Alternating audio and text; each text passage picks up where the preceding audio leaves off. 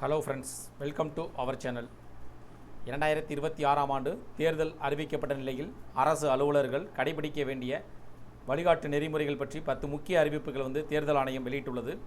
தேர்தல் ஆணையம் வெளியிட்டுள்ள முக்கிய அறிவிப்பின்படி எதற்கெல்லாம் தடை விதிக்கப்பட்டுள்ளது, எதற்கெல்லாம் எவற்றையெல்லாம் தவிர்க்க வேண்டும், அதை பற்றிய முழு தகவல்களும் கொடுக்கப்பட்டிருக்கு. மொத்தம் 10 வழிகாட்டு நெறிமுறைகள் வெளியிடப்பட்டுள்ளன. அதன் அடிப்படையில் எதெல்லாம் நாம் கடைபிடிக்க வேண்டும், அதாவது குறிப்பாக அரசு அலுவலர்கள் அரசு அலுவலகங்களில் கடைபிடிக்க வேண்டியவை என்னென்ன என்று பார்க்கலாம். தேர்தல் அறிவிப்பு வெளியிட்டுள்ள நிலையில் அரசு அலுவலர்கள் கடைபிடிக்க வேண்டிய வழிகாட்டு நெறிமுறைகள் தேர்தல் ஆணையம் வெளியிட்டுள்ளது. விளம்பரங்களை அகற்றுவதற்கான காலக்கெடு.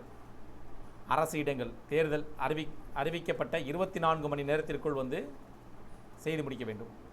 பொது இடங்கள் ரயில் நிலையம், பேருந்து நிலையங்கள், விமான நிலையங்கள், ரயில்வே பாலங்கள், சாலைகள், அரசு பேருந்துகள், மின்சாரம், தொலைபேசி கம்பங்கள் 48 மணி நேரத்திற்குள் நீக்க வேண்டும். தனியார் இடங்களில் 72 மணி நேரத்திற்குள் நீக்க வேண்டும். அரசு கட்டிடங்கள் மற்றும் அரசு வாகனங்கள் கட்டுப்பாடுகள். தேர்ந்தெடுக்கப்பட்ட மக்கள் பிரதிநிதிகளின் எம்எல்ஏ, எம்பி அலுவலகங்களை பூட்டி பொதுத்துறை வசம் சாவி ஒப்படைக்க வேண்டும். அரசு விருந்தினர் மாளிகையில் எந்த ஒரு அரசியல் கட்சியினரும் அனுமதிக்கப்படக்கூடாது. தேர்தல் பிரச்சாரம் அல்லது தேர்தல் தொடர்பான பயணங்களுக்கு எந்த ஒரு அரசியல் கட்சியோ, வேட்பாளரோ அல்லது தேர்தல் தொடர்பான நபர்களோ அரசு வாகனங்களை பயன்படுத்த முழுமையாக தடை விதிக்கப்படுகிறது. தேர்ந்தெடுக்கப்பட்ட மக்கள் பிரதிநிதிகள் மற்றும் வாரிய தலைவர்கள் ஆகியோர் உபயோகப்படுத்தும் அரசு வாகனங்களை திரும்பப் பெற வேண்டும். அரசு அலுவலகங்கள் மற்றும் அரசு இணையதளங்களில் புகைப்படங்கள், செய்திகள். தேர்தல் நடத்தை விதிமுறைகள் அமல்படுத்தப்பட்ட நாள் முதல் எந்த ஒரு அரசு அலுவலகங்களிலும் அரசியல் சார்ந்த படங்கள், காலண்டர்கள், நலத்திட்ட ஸ்டிக்கர்கள், பிரதமர், முதலமைச்சர், அமைச்சர்களின் படங்கள் வைத்து கொள்ளக்கூடாது. அவை உடனடியாக அகற்றப்பட வேண்டும். அரசு இணையதளங்கள் மற்றும் கட்டிடங்களில் உள்ள அமைச்சர்கள் அல்லது அரசியல் தலைவர்களின் புகைப்படங்கள் மற்றும் சாதனைகள் குறித்த செய்திகளை நீக்க வேண்டும் அல்லது மறைக்க வேண்டும். நலத்திட்டங்கள். துறை சார்ந்த நலத்திட்ட விழாக்கள் நடத்திட அனுமதி இல்லை. சிறப்பு மருத்துவ சிகிச்சை மற்றும் கால்நடைகள் மருத்துவ சிகிச்சைகளின் போது விளம்பர பேனர்கள் வைத்திருக்கக்கூடாது. கூட்டங்கள், மக்கள் குறைதீர் நாள் மனுக்கள் மற்றும் இதர மனுக்கள் பெறும் நிகழ்வுகள் தடை செய்யப்படுகிறது.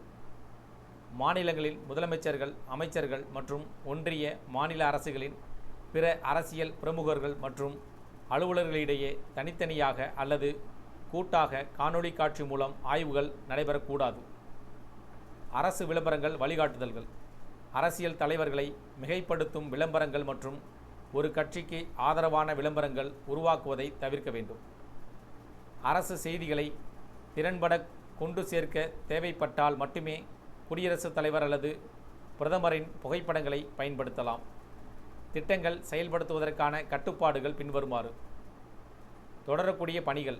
பின்வரும் பணிகளை தேர்தல் ஆணையத்தின் முன் அனுமதியின்றி அரசு முகமைகள் தொடரலாம்.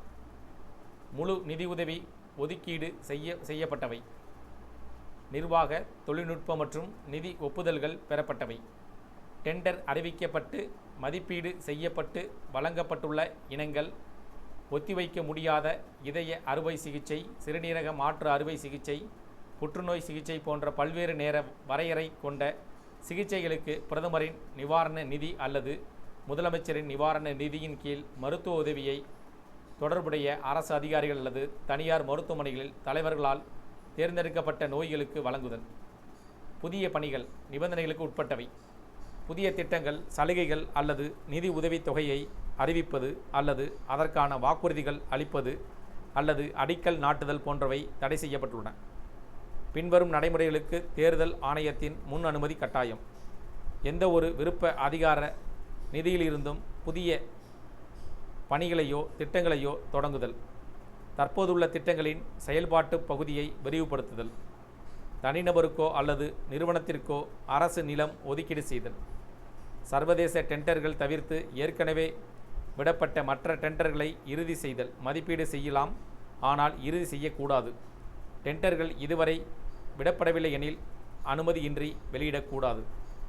பிரதமரின் அல்லது முதலமைச்சரின் நிவாரண நிதியிலிருந்து குறிப்பிட்ட குழுவினருக்கு எந்தவித தேர்ந்தெடுக்கப்பட்ட உதவியும் வழங்குவதற்கு ஆணையத்தின் முன் அனுமதி தேவை.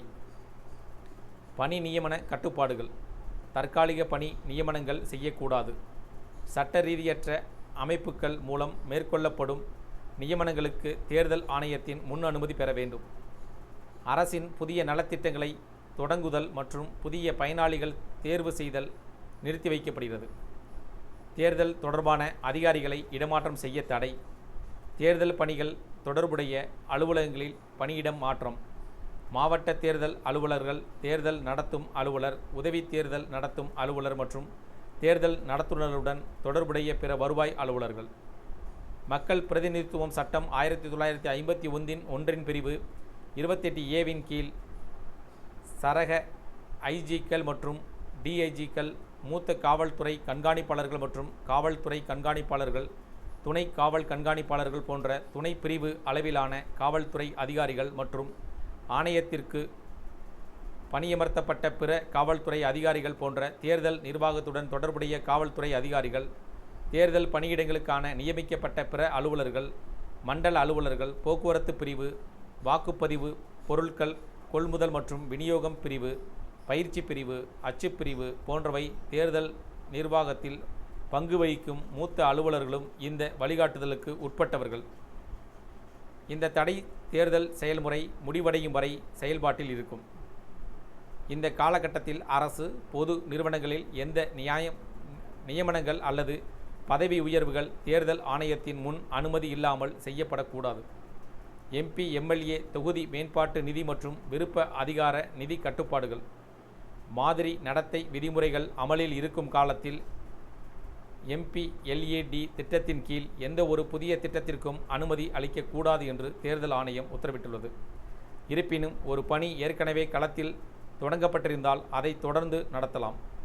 தேர்தல் நடைபெறும் நாட்டின் எந்த பகுதியிலும் MP லேண்ட் மாநிலங்களவை உறுப்பினர்கள் உட்பட நிதியின் கீழ் புதிய நிதி விடுவிப்பு செய்யக்கூடாது.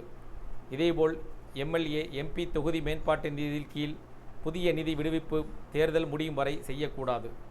முடிவடைந்த பகுதிகளுக்கான தொகையை விடுவிப்பதற்கு தடை ஏதுமில்லை.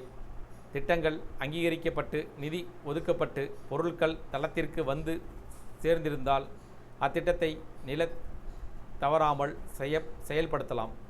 கடன் தள்ளுபடி மற்றும் வாராக்கடன்கள். மாநில அரசால் முழுமையாகவோ அல்லது பகுதியாகவோ நிதியளிக்கப்படும் நிதி நிறுவனங்கள் தனிநபர்கள் அல்லது நிறுவனங்களுக்கு வழங்கிய கடன்களை தள்ளுபடி செய்யக்கூடாது. தேர்தல் ஆணையத்தின் முன் அனுமதியின்றி எதையும் தள்ளுபடி செய்யக்கூடாது மற்றும் புதிய கடன்களை வழங்கக்கூடாது. பொது நிதியின் விளம்பரங்கள் வெளியிடுதல். ஆளும் கட்சியின் சாதனைகளை விளம்பரப்படுத்துவதன், அதன் தேர்தல் வாய்ப்புகளை மேம்படுத்துவதற்கும் அரசு நிதியை பயன்படுத்துவதை நடத்தை விதிகள் கட்டுப்படுத்துகின்றன. உலக இருப்பிட நாள், போலியோ சொட்டு மருந்து, எய்ட்ஸ் விழிப்புணர்வு போன்ற சிறப்பு தின விளம்பரங்களை வெளியிட தடை இல்லை. ஆனால் அவற்றின் புகைப்படங்களை பயன்படுத்தக்கூடாது. பள்ளி மைதானங்களை பிரச்சாரத்திற்கு பயன்படுத்துதல் விதிமுறைகள். கல்வி செயல்பாடுகள். பள்ளிகள் மற்றும் கல்லூரிகளின் கல்வி அட்டவணை அல்லது வகுப்புகள் எந்த வகையிலும் பாதிக்கப்படக்கூடாது. எந்த ஒரு அரசியல் கட்சியும் இத்தகைய மைதானங்களை தனது சொந்த கட்டுப்பாட்டிற்குள் கொண்டு வரவோ அல்லது முற்றுரிமை பெறவோ கூடாது. அனைத்து கட்சியினருக்கும் சம வாய்ப்பு வழங்கப்பட வேண்டும். இதன் மூலமாக அரசு அலுவலகங்களும் தேர்தல் தேதி அறிவிக்கப்பட்டது. தேர்தல் நடத்தை விதியின் காரணமாக சில வகையான கட்டுப்பாடுகள் ரத்து செய்யப்பட்டிருக்கு. அதேபோல் நிதி உதவி பற்றிய அறிவிப்புகளை வெளியிடக்கூடாது என்று உள்ளிட்ட பல்வேறு கட்டுப்பாடுகளும் உத்தரவுகளும் பிறப்பிக்கப்பட்டிருக்கு. இந்த தகவல் உங்களுக்கு பயனுள்ளதாக இருந்துச்சுன்னா வீடியோக்கு ஒரு லைக் பண்ணுங்கள். மீண்டும் இதே ஒரு பயனுள்ள தகவலை சந்திக்கலாம். நன்றி.